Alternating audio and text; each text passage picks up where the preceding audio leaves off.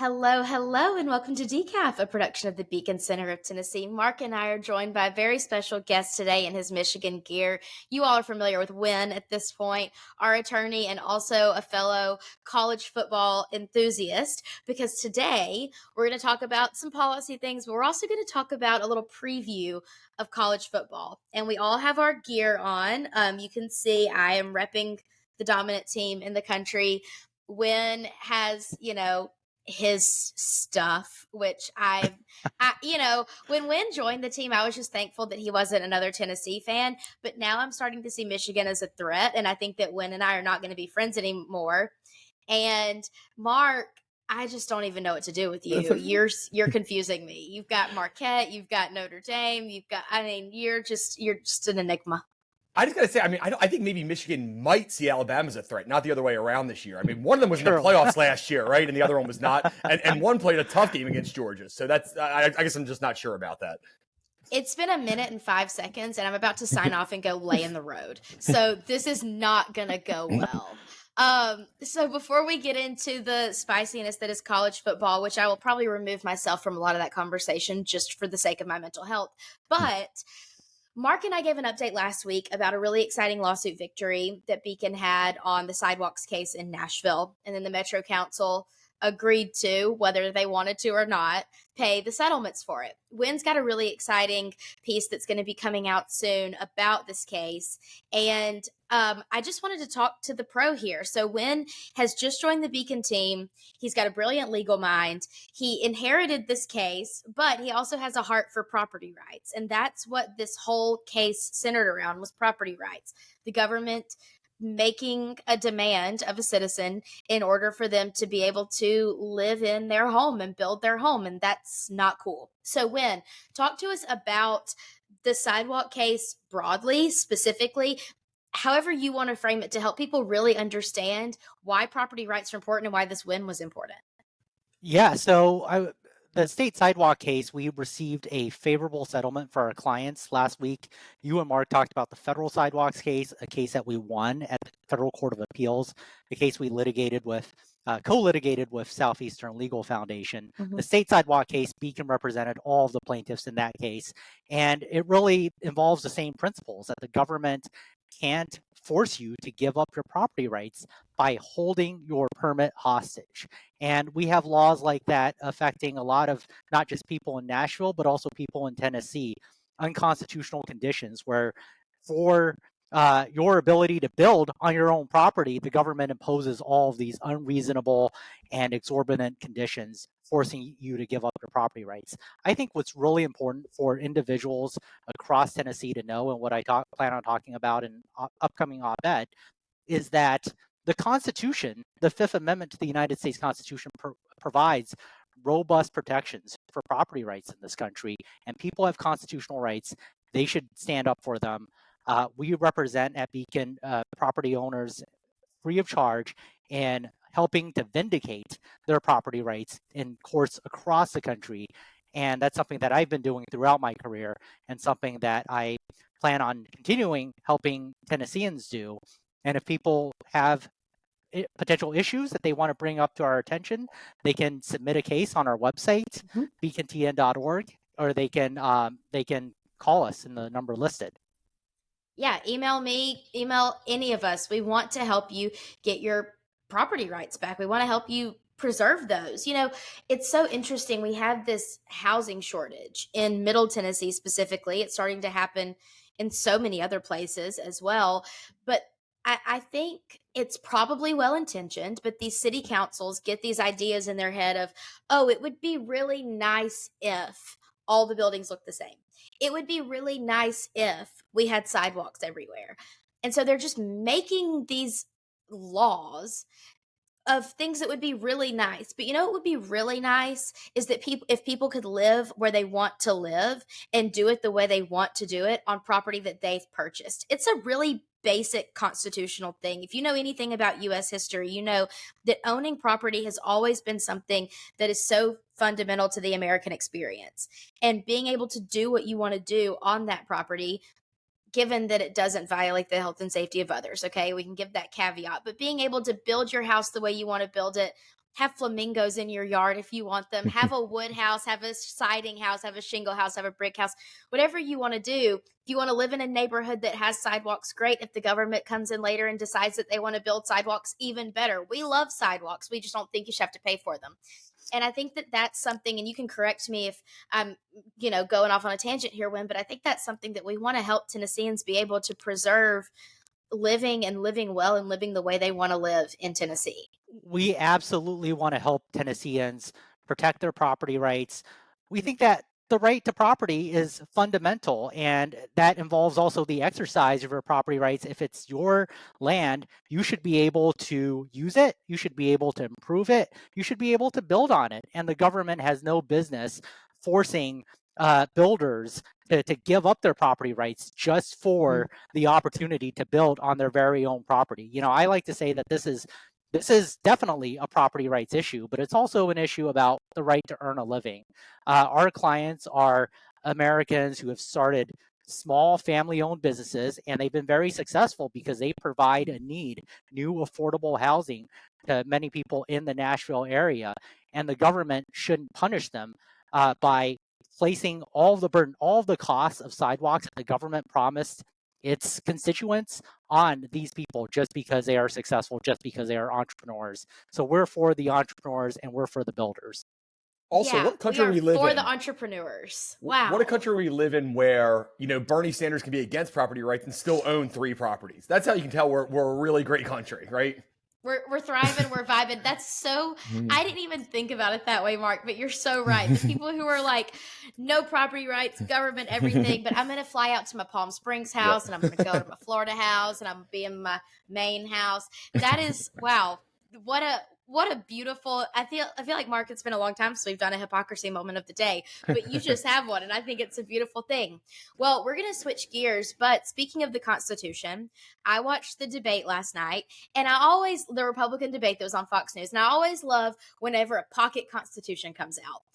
Every time I watch a debate, I have a note on my phone that is debate bingo. And during the first round of questioning, I write down a lot of the buzzwords that they say, political buzzwords. And then they're not all buzzwords. Some are like groceries, gas, right to life, whatever they're all going to say over and over and over. And then I put little check marks by them as often as they say them. For the first time last night, I had an asterisk around whips out pocket Constitution, because that was a curveball straight out of left field for me. I wasn't expecting it, but I was watching it with Blake and he goes, pocket Constitution, write that down. And I loved to see it. I thought it was so funny. But as I've been thinking about this debate and mulling over what I watched last night, it really does beg the question in my mind, are these debates useful? I was sitting there the whole time texting my friends and saying, I just can't wait for the bad lip reading of this. If you don't watch bad lip readings on YouTube, you definitely should. People go in and voice dub over what people are saying and create a lip reading that is not at all what they're saying. And it's hilarious.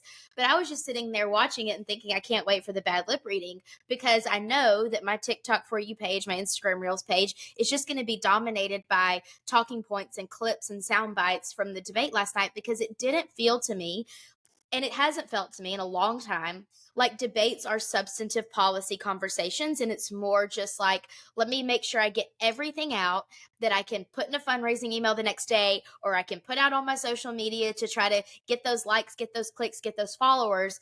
And there's no actual real policy discussion. And again, Blake was making fun of me because I was like, when are we going to talk about policy? And he's like, that's not what this is for. And it hurts. And so I want to get you guys' thoughts on that. Am I nerdier than the average American? Probably. But do I think that the average American also needs to hear actual substantive policy solutions? And will that maybe get into people's brains and shift conversation? I also think that. So what do you guys think, Mark? I'll start with you since Wynn started last time. So first of all, I love debates just from the entertainment value. I do find it interesting, and but from somebody who does comms as a living, I mean, that's basically what the debates are. It's trying to get talking points out there. It's trying to get these viral moments that happen. Like you said, it can be put in a fundraising email, or it can be used to, I still remember when Kamala Harris attacked Joe Biden on the busing segregation, how she made that, obviously didn't really work out for her well winning the nomination. But there's these moments, and I love watching it from a spectator. I the same way I love elections, kind of from that sports perspective, like, oh, who won, who lost, who did well. I don't think they're useless, but I don't think they're useful. I think that you can get a general idea. I think they're a little bit more useful when you're trying to separate people based on policy. And, it's so early on. And obviously the front runner for the nomination was not there last night. Donald Trump had his own little thing with Tucker Carlson. So it's useful for these 1-2% people to be like, okay, I want to make a difference here. I want people to see me and I want a chance to actually compete.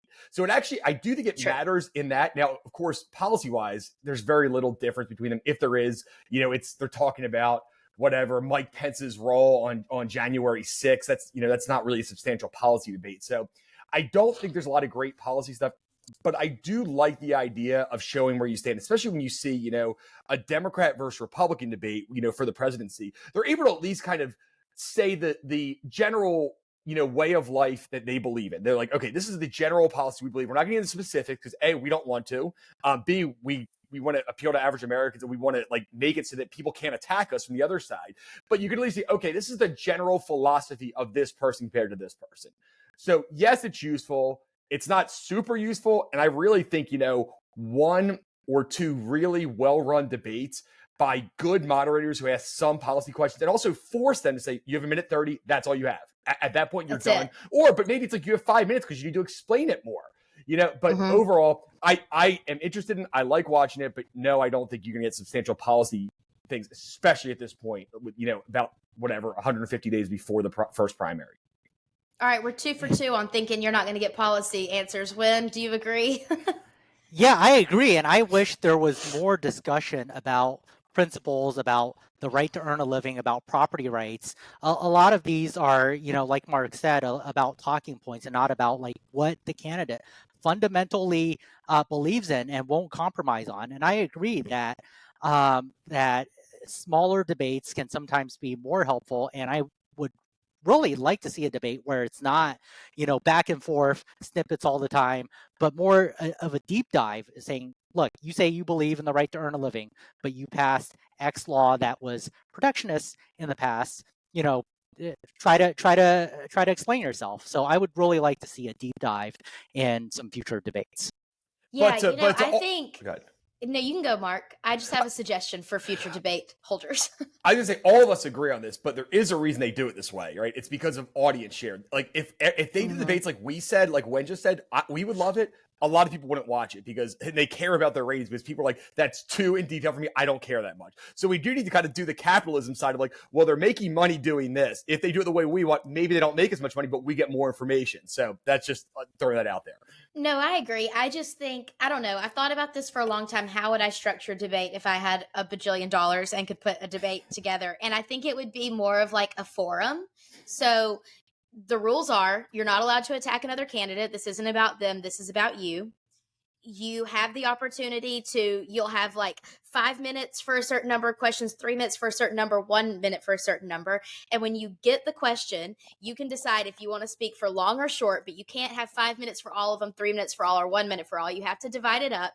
And whatever you really, really care about, you can spend that time devoting yourself to explaining what this is and what your solution to it is, but you can't attack anyone else, and you have certain time limits for certain questions. And let's say that one candidate cares a lot about education and one cares a lot about property rights. This one can have 1 minute on property rights and 5 on education. This one can have 5 on property rights and 1 on education. That's how I would make it. But when they start just catfighting, I'm like, 1, you're grown-ups. Please stop. And 2, this sounds like me and my sister, except our insults are more creative. So I just I'm not really into it. If I wanted a fight like that, I would just have a 3-way call with my family. So I'm just not super interested in watching grown men who are trying to lead our country catfight on stage. That's just me. I don't know if I'm sure that the viewers are good and the clicks are going to be good and the views on TikTok are going to be good. And maybe that's what Americans want. That's not what this American wants. So if anyone is out there listening and is planning on scheduling a debate, call me and I can help you set it up in such a way that I would really watch and really enjoy and not need a hot tea and a brain massage at the end of the night. Any more thoughts before we move on to college football? Yeah, I mean, I have one more thought. Regardless of who ultimately gets gets elected in any election, they have to respect the proper role of government, and they ultimately have to respect the constitutional rights of individuals. And I think anyone can pass laws that ultimately infringes upon the constitutional rights of individuals, and those individuals have constitutional rights. They have recourse in courts, and that's what the legal department, at least, is designed to do, is to protect those rights. What if we were to have a debate post show and we had constitutional lawyers say the solution that this guy said was unconstitutional and the solution that this guy said was unconstitutional, and we call out their plans for being incorrect? Even less people would watch get that. Those views, honey. Oh, it would not get those views. Nobody wants to hear lawyers talk for 45 minutes about what's the specifics of what's constitutional. I would watch that. I would watch that. You two would be the only two. I would not watch it. I'd be bored by that. Gosh. It's you and me. If anyone wants to make that show, you've got two viewers. You got two viewers right here. We would love to watch that and just call them out. Call them out on the unconstitutional things that they want to do. Honestly, that'd be a hit. Keep playing the hits, honey. Okay, we can fully switch gears before Wynn and I fully expose how nerdy we are. And let's talk about some football. So if you're watching this, you will notice. If you're listening, you won't. So I'll just give you a little rundown. There's only one of us wearing an SEC hat today. The rest of us don't support the Southeastern Conference. Mark is very, very adamantly outspoken about it. For living in a southern state and loving living in the South, my man does not support the SEC, but he does watch. And I think he hate watches because, you know, we all have those people that we stay friends with on social media, like to hate watch them. That's what Mark does with SEC sports. But everyone knows, and so I'm going to remove myself from this conversation because I'm so completely biased toward Alabama. If I don't believe that we're going to win for the season, then you will find me in the hospital until December. But so I'm just going to kind of open this up to you guys because y'all watch more broadly. I really only watch Alabama. And let's talk about a few things first. We're going to talk about the SEC to kick off our college football preview. And I'm going to ask you guys a few questions about teams, and you give me your picks. So one, who do you think is going to be the biggest winner of the season? This is just SEC. We're going to go broadly in a little bit. But what team do you think will be the biggest winner of the season? Doesn't have to be the national championship, though probably will be, knowing the SEC. Biggest winner of the season, biggest sleeper team, and the most overrated team in the SEC. And y'all can fight it out, rock, paper, scissors to go first, or someone can just jump in. But just to be clear, you mean conference champion when you're saying biggest winner? I just want to make sure that we're on the same page. It could be conference champion. It can be national champion, just like who's going to have the most success this season. Okay, so for the SEC, we're talking about one conference. So it would be the conference champ. That would okay, gotcha. Okay, Wayne, I'll let you go first on this one. I'll let you start, and you know, we'll have all the wrong answers first. Well, I think the SEC champion is going to be Georgia for well, I guess they weren't the conference champions the first year, but Georgia's going to win the SEC again. Because I think they've got the best team in the conference. They lost some pieces. They lost, obviously, their quarterback, but they've been recruiting at such a high level that I think they're still far and away the best team in the SEC. They have Brock Bowers, the tight end, who's a superstar, and they have an amazing defense. And I think that's going to carry them all the way to the SEC championship game, and they're going to ultimately win that game. In terms of a sleeper, I have a deep sleeper, Texas A&M, because I think they just have been recruiting at such a high level. Last year was obviously a down year, but they actually had some close games. They almost beat Alabama, which maybe today isn't really saying as much, but I think that they have such an amazing team. And if they can put it all together, I think they have a real shot at being a dark horse. That's the team that lost to that's the team that lost to Appalachian State last year, right? That was like a 5-loss Appalachian State team. Is that the same? That was last year. Okay. That was last year. Well, this is this you were year. talking about last year. You said how they were close to Alabama last year. They were also close to Appalachian State on the wrong end of it. So, and this is a bloodbath. In terms of being overrated, a lot of people are picking LSU, and the quarterback there is really talented. But you know, I don't know. This is probably just based on a feeling I have. I don't think LSU is going to be as good. Every year there's one super hype team that ultimately does not end up living up to expectations. I think that's going to be LSU in the SEC this year. I hope you're right. Mark, please don't hurt me anymore. I am in physical pain right now. That's a perfect segue. I'm taking a little bit of a sleeper. Everyone's picking Georgia to win the SEC. I am going to take LSU to win the SEC. I believe that Brian Kelly is the best coach in the conference outside of the big two that we always hear about, Saban and Kirby Smart. I think Alabama is way down this year, and there's going to be a real opportunity to win that side of there to get there. I'm not a huge fan. I think everyone's talking about Tennessee. I think Tennessee is going to be good. I don't think they take a step forward this year, though. I think they're kind of that still 8-4 team. But LSU is good. I really believe in Brian Kelly. They're bringing almost everybody back from last year. That Jaden Daniels is a stud. They have a great recruiting class. I think Georgia's the obvious pick. I obviously would not be surprised if they won, but I think LSU is kind of a fun team that could do it this year. Okay, well, most that overrated hurts. team. I have Alabama losing 3+ games in the regular season for the first time in a long time. I don't believe that they have a quarterback out of the three that can win them the games. Their defense has, in the past, and when you could, but like in the past 3 to 4 years, their defense is not the same as it used to be. They're winning shootouts. They're not winning, 7-3, 14-10 games like they used to. And if they can't get the offensive production from the quarterback position, which I'm not sure they can, they're going to have some real issues. And they have, actually a pretty tough schedule this year. I'm going to call 911 if you guys don't stop attacking me. This is a bloodbath. Y'all woke up and chose violence this morning. And I have a very horrible. fun sleep. I have a very fun sleeper. And if Wen thinks he has a deep sleeper, I have the deepest of sleepers. My team is still asleep, I think. He took A&M. I should pick Mizzou. Missouri is my sleeper team. Missouri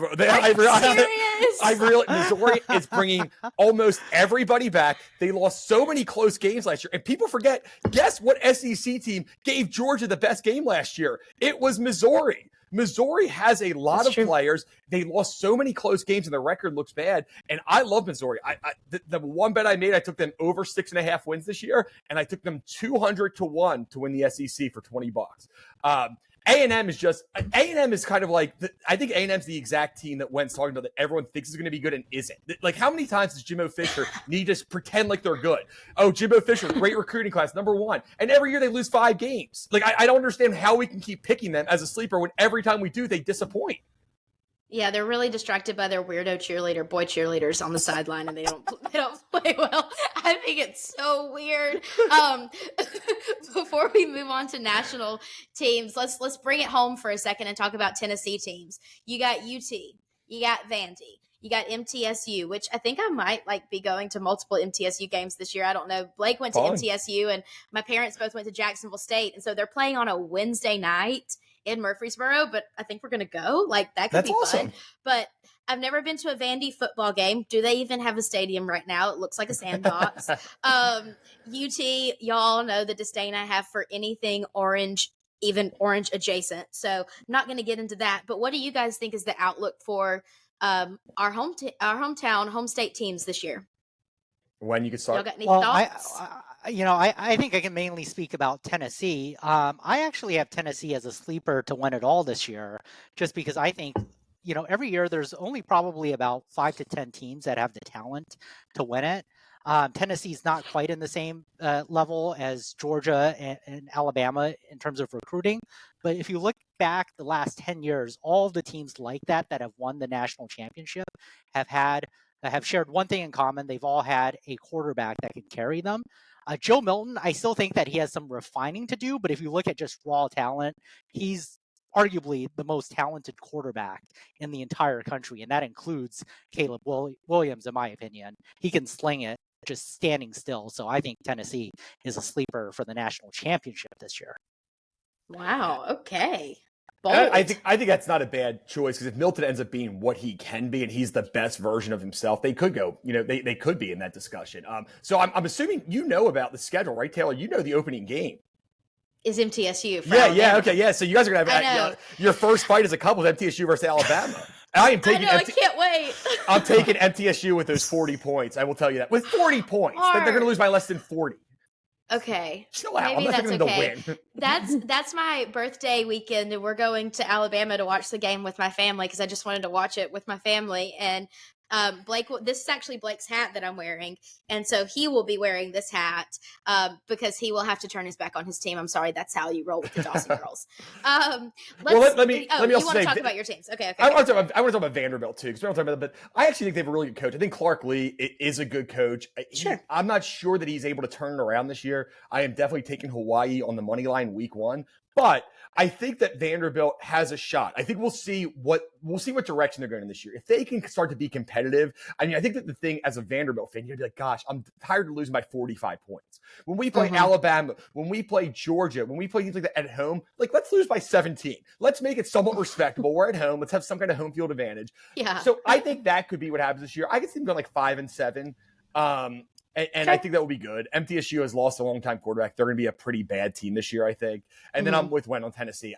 I'm saying they lose 4 games, but 4 close games where if Milton is able to be the best version of him, they could easily, have 1 or 2 losses. So we'll see what happens with that. But I'm excited for football, and I think that Tennessee teams, it would be great to see Vanderbilt be relevant again, just useful, not even good, where that Tennessee Vanderbilt rivalry can actually be something.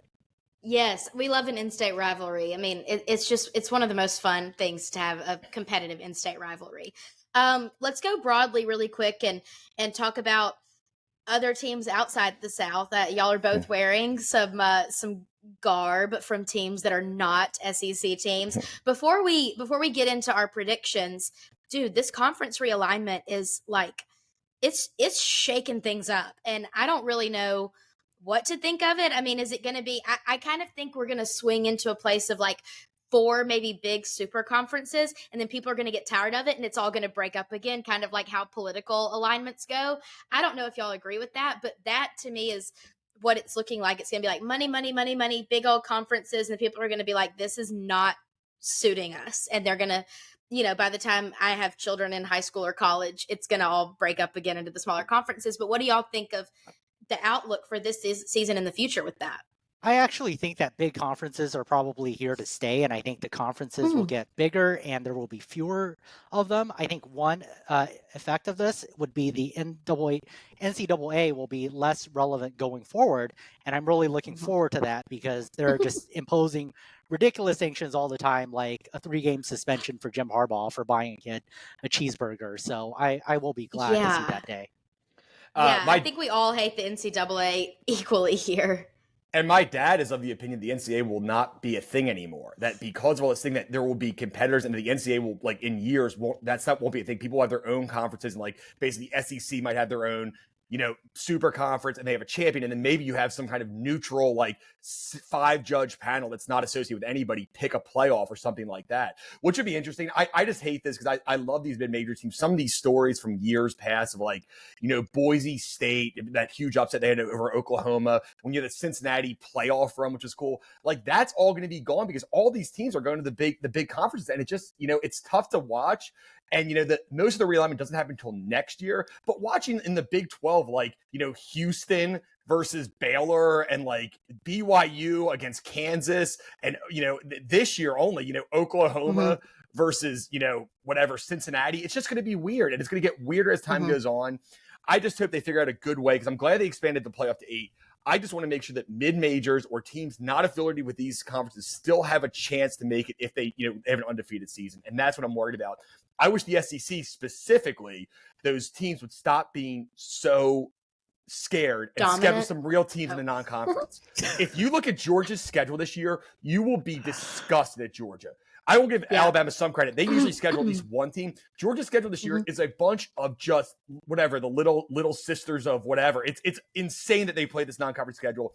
And everyone from Georgia should be embarrassed. And I'm actively cheering against them. I'm actually cheering for Alabama over them this year because of that ridiculous schedule. And anybody who's willing to do that, I don't even think you should be allowed in the playoffs to have a non-conference schedule like under 100. It's awful. It's disgusting. We'll take whatever we can get. So as we're talking about this, we're going to go over the same things before we go that we did with the SEC. Who y'all got to win the Natty? If it's outside the SEC, great. If it's still your SEC pick, also great. Who you got as your sleeper teams, and who you got as being the most overrated? Mark, you can kick us off this time since Wynn kicked us off last time. So this is so hard. I am, for the national championship, I'm going to go with Ohio State. I think that they have not only the best player in the country, but the best player that's played in college football like the last 30 years. I mean, Marvin Harrison Jr. is that special. They have so much talent there. The Big Ten's going to be, and I think that they could win the national championship with one loss, because they could easily lose to Michigan in one of those two games that they're likely going to play, assuming they play in the Big Ten championship. Although Penn State is a little bit tough there. You have to watch them in the Big Ten. But I'm picking them barely. I do think it's a little bit of a homer pick, but Notre Dame has a real chance this year. They finally have that quarterback. They have the second best quarterback in the country. I mean, they got Sam Hartman from Wake Forest, who behind Caleb Williams is second best college quarterback, not necessarily pro quarterback, but he is a perfect guy. He's led like the nation in deep passes, and that's what they've been missing the past 5 years, is a quarterback who could really get them over the top. So I think Notre Dame's somebody to really watch out for on that, but I am going with Ohio State. In terms of, I think that Alabama still gets my most overrated in that, because again, I think they have 3 or 4 losses, but I'm not sure about Michigan this year. I think people are talking about Michigan as a playoff team. I don't know. I think that that performance against TCU last year in the playoff was embarrassing, and became even more embarrassing when you saw what happened to TCU.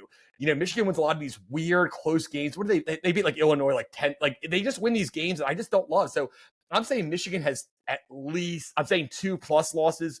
I think 3 losses. I know that's I feel like a video game character. When you start attacking Wynn, my energy starts building back up. Like, I'm not getting the heat anymore, and so Wynn's getting it, and I'm like, oh, I'm getting stronger. I'm becoming more powerful again. And again, my two sleeper teams. My 2 sleeper teams are, I think Utah is really dangerous out of the Pac-12. The last year of the Pac-12, Cameron Rising is a bona fide stud at quarterback. The Pac-12 is pretty soft, so they could easily get out there undefeated if they can win those games. And I think you have to watch out for Texas Tech out of the Big 12. They're not, I think they're 250-1 to win the national championship, but they are dangerous. It's a watered down Big 12, and they have a shot to do it. So those are my teams. We'll let Wynn tell me why I'm wrong. Yeah, I definitely think you're wrong about.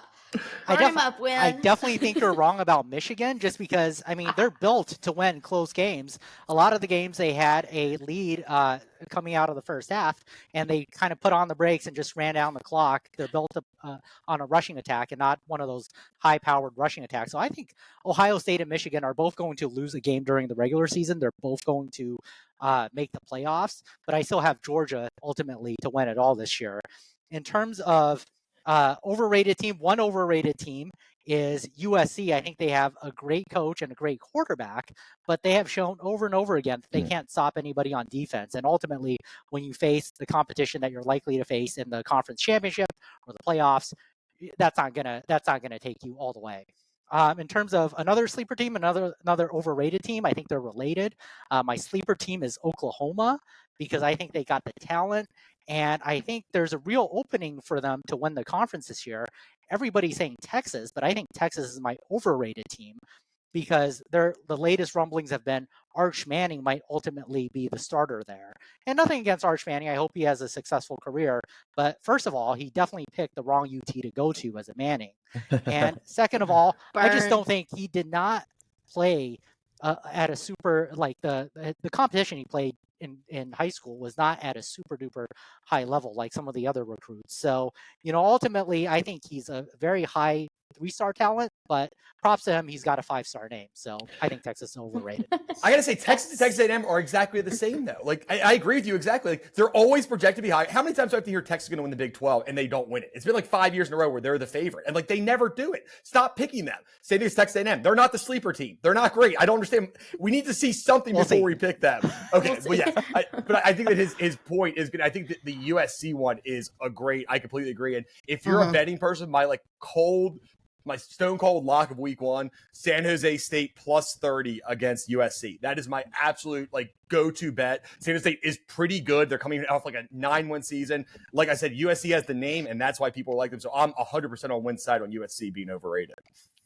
I love this. Well, as we wrap up, I just want to say, in every other form of entertainment, someone knows what the script is. Whether you're talking about television shows, movies, whatever, someone knows how it's going to end. But that's why we love sports, is because no one knows how it's going to end until the game is played, and that's why we play the game. And so you might think that we put a lot of emphasis on sports here at Decaf, and it's because we do. We think that it brings everyone together. We think that it's fun for people to listen to. And before ESPN started talking about politics. They had all this marketing campaign that said if it weren't for sports, you would have to talk about politics.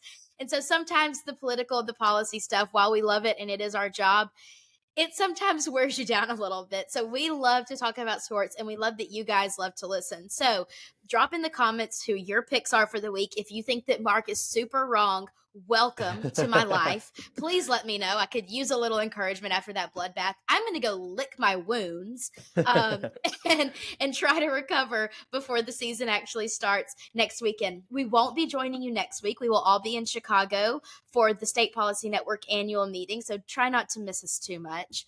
But we will be back the following week for a week 1 recap of college football. And guys, it's just a beautiful thing that we have to suffer no more weekends for the rest of the year without football. Can I get an amen? It's a beautiful, beautiful thing. So for us, that has been Decaf with Mark, Taylor, and Wynn. If you don't already, you should subscribe on Apple Podcasts, Spotify, or wherever you get your podcasts. Visit us at beacontn.org. Tell us how the government's stomping on your constitutional rights and see if we can help you. Thanks for listening. We'll catch you next time.